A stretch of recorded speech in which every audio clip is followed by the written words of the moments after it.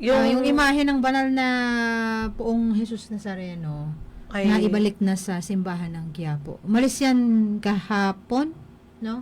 April 28 ay kagabi sa ano natin dito sa ating At kasama naghatid si Arya Lea. Go, Arya Lea. Hatid sundo. Go, Arya Lea sa iyong panata. Dito sa ating mga tagapakinig dito sa bayan ng Gimba at lalong-lalo na po sa mga nakabang sa ating Facebook live streaming ngayong araw na ibalik na ang replika ng mahal na Poong Jesus Nazareno ngayong araw ng Abril 29 taong kasalukuyan bandang alas 12 ng hating gabi sa Basilica Minore ng itim na Poong Nazareno sa San Juan de Bautista, Quiapo, Manila. Ang himayan ay umalis bandang alas 8:30 ng gabi sa parokya ni Apo San Juan Evangelista pagkatapos ng banal na misa at rito ng pamamaalam na ibinigay ni Reverend Father Freddy Ducot. Sa pangunguna ng Knights of Columbus na sina Brother Johnson Claro, Brother Octavio Sabal at Ginoong Ray Mangalino na siyang sumagot sa pinagsakyan ng Poong Nazareno mula pagsundo hanggang sa paghatid. Bandang alas 12 na ng ating gabi nang mang-arating ang grupo sa Quiapo, Manila. Matatandaan natin na ang replika ng imaheng ito ay 4 na taon nang nagpapabalik-balik sa paglalakbay patungo dito sa bayan ng Gimba.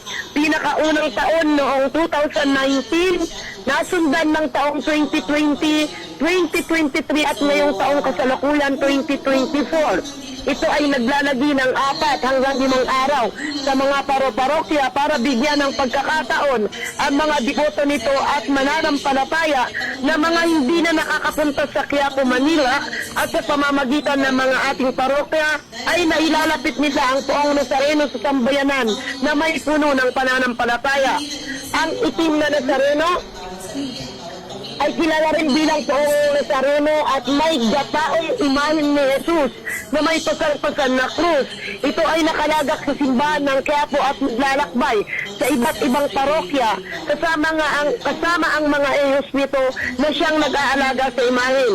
Ipinagdiriwang din ng buong simbahang Katoliko ang kapistahan ng Poong Nazareno tuwing ika-9 ng Enero na may mahigit 1 milyong deboto ang nakita sa translasyon nitong taong 2024. Samantala kasamang G at kasamang Army sa panayam natin kay Brother Johnson Claro ng COC Gimba na siyang naging leader ng paghatid sa poon. Sana ay makabalik ang Poong Nazareno na sa susunod na taon dito sa ating parokya ng mas maaga pa bago araw ng kapistahan nito.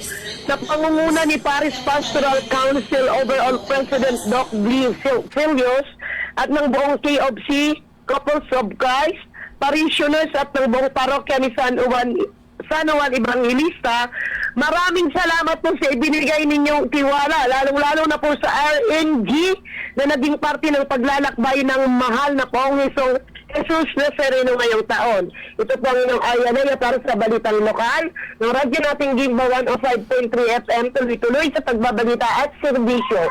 Sama-sama tayo, Pilipino. Maraming salamat, Arya Lea. Kumusta naman yung naging traslasyon nung Sabado dito, nung bago ihatid dyan? Marami bang sumama sa traslasyon? Kasamang G at kasamang Army, yung traslasyon noong Sabado ay medyo malungkot ng konti kasi dahil nga daw sa sobrang init ng panahon, nagsimula sila ng maaga. Tungtong pa lang ng alas 7 ng umaga ay mainit na ang sikat ng araw kung kaya't mangilan-ilan lang po ang sumama sa traslasyon. Ang ang kaparian, ang ibang parishioners, pero hindi po katulad nung nakaraang taon na marami ang nakiisa. Pero nung Sabado po ay mabibilang mo lang po talaga ang sumama sa traslasyon dahil nga po sa init na nararamdaman natin. Oo, kasi nung Sabado rin naman yung peak ng height index no? Na umabot ng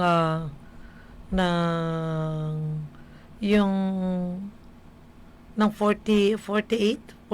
yung heat index, yung mararamdaman mo.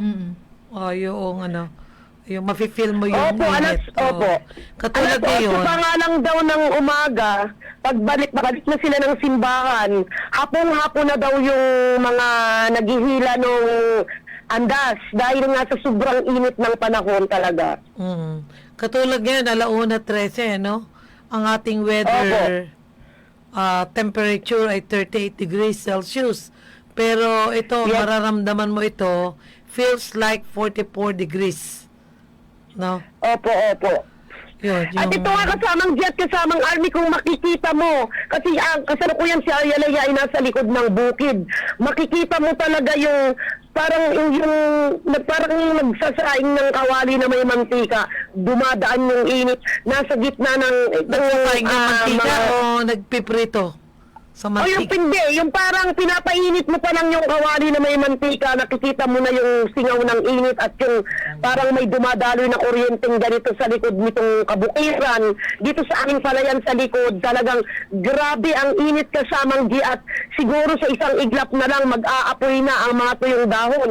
Katulad nga nung nakita natin nung nakaraang Sabado, kung saan dumaan tayo sa may Vergara Highway na nagkaroon ng grass fire, na wala naman daw yun, wala naman daw nagsunog o ano, bigla na lang nagliyab.